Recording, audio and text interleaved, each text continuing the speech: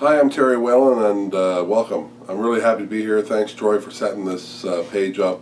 I think it's a great idea. Hopefully I can have something here that is worthwhile, but I want to talk about the right hand. No one's talked about the right hand yet, and I think it's very important. It's something that I've become enlightened to in recent years. I've been probably playing guitar for 30 years or more. Actually, it's been more. And I guess I was always a slave to the flat pick, and because in those years I was learning songs. I was I guess emulating, trying to learn chops of guys and bands that I really respected, like Van Halen and AC/DC and Aerosmith, that kind of stuff. And then I get introduced to the blues, and that went on for a long time. And then finally in 2007 I decided I was going to want to do original music. Every band I'd ever been in, I wanted to do original music. And so finally I took it upon myself to create my own entity. And so in between 07 and now, I've released 5 CDs. And what has really happened in a very quick digest version is, first album I used the flat pick. And the second album, I wanted to do something else. I didn't want to redo the same first album, so it forced me to become a better player. So it forced me to put the pick down and do some finger picking. And then on the third album, I started to do some open tunings. And a video that Troy did recently on open D tuning, well, that was one, an open G. So then on the next album, I went to open tunings with slide. And then I really started to focus on finger picking. So I'm trying, especially when I do solo stuff, duo, trios, it's been really opened up a whole new world, not only from a performance standpoint, from a songwriting standpoint. So I guess I'm proof that you can teach an old dog new tricks. So I've really devoted a lot of time recently to it. If you want to check out videos on Merle Travis style, Piedmont style picking, they can do a better job of explaining it than I. But I mean, it's a combination of that, and I guess what I want to address as much as the style is dynamics and attack, and how you attack the strings. So I think I'll start with something just off my fifth album, Blues Gets in Your Blood. And the thumb is very important, and it is your bass notes, and you use your root notes. And I haven't taken it very far. Obviously, you can take it a lot further. But it's served my purpose. It's something that I initially didn't think I could do, because here I am trying to do something that is a little more complex than just using a flat pick, and also trying to sing at the same time. But it's actually helped because it helps with tempo.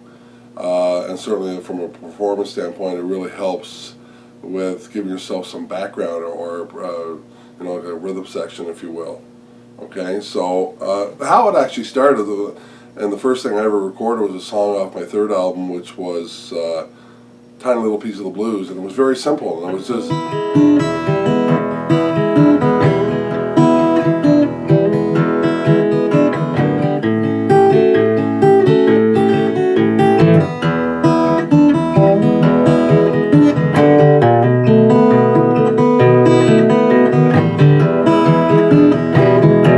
So it was just that. It lacked a whole lot of dynamics. When I go back and listen to it, I just shudder. But I was just learning. It was sort of baby steps, I guess. And so that was my start. And I didn't go and learn. There's someone, and I think it may have been Doc Watson or something, said, learn some different progressions for finger picking, but then forget them, and then go back and create your own because you've learned something. Well, I didn't go learn a whole lot of those picking progressions, and likely I should have. But I think I'm slowly getting to where I can create my own style with it, do my own thing with it. At least I think I am. And so I just want to share something. I'll share that Blues Gets in Your Blood. Anyway.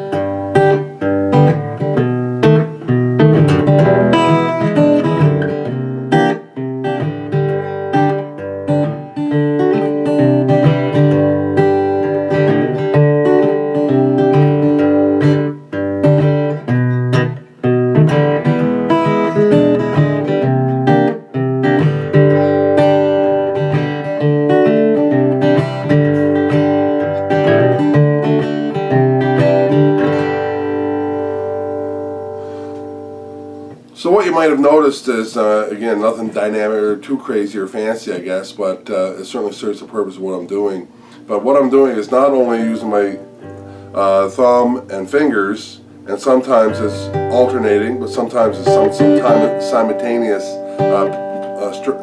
plucking of the strings, but I'm also using the back of my fingers to strum. So I'm being able to switch between strumming and finger picking, and so that helps with dynamics and just whatever fits the song.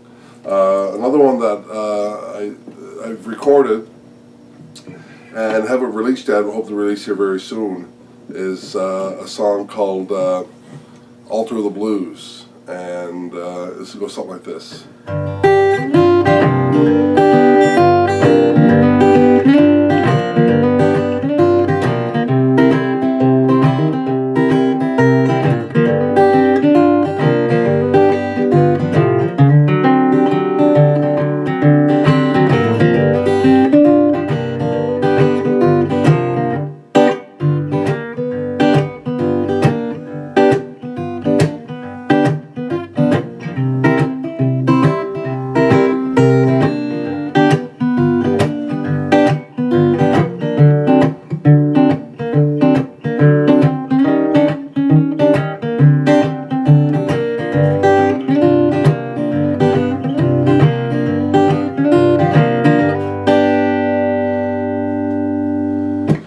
So anyway, that's just what I'm, that's where I'm at with it. And I think the dynamics and attack and how you change and really give it a character, I think, and how you do it. I think everyone's different.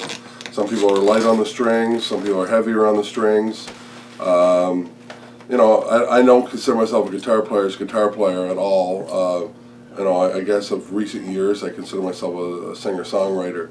This has really been a great addition to the presentation of those songs, and I think there's a whole lot more people can do with it. I think there's a whole lot more that people are doing with it, but it really works for what I'm doing as far as doing my rock, roots, blues thing. And to me it opens up a whole lot of new territory from a songwriting standpoint. You get into doing,